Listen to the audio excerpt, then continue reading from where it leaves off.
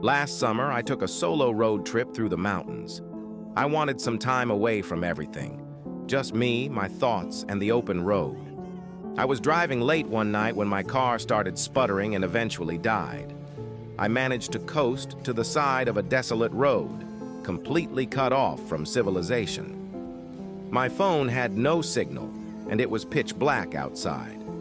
I remembered passing a small town about 10 miles back, so I decided to walk there and look for help. After what felt like hours of walking, I finally saw a faint glow of lights ahead. As I got closer, I realized it wasn't a town, but a single house. It was an old, run-down farmhouse, but at that point, I didn't care.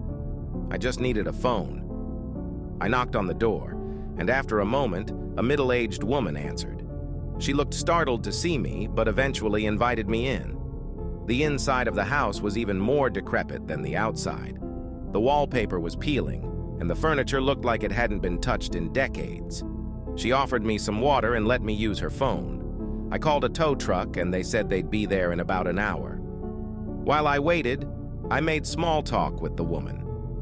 She seemed nice enough, but had an odd way about her. Every now and then, she'd glance at a closed door at the end of the hallway with a nervous look in her eyes.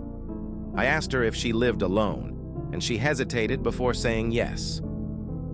About half an hour later, I heard faint shuffling noises coming from behind that door. I asked her if she was sure she was alone. She laughed nervously and assured me it was just the house settling, but her eyes told a different story. Follow for part 2.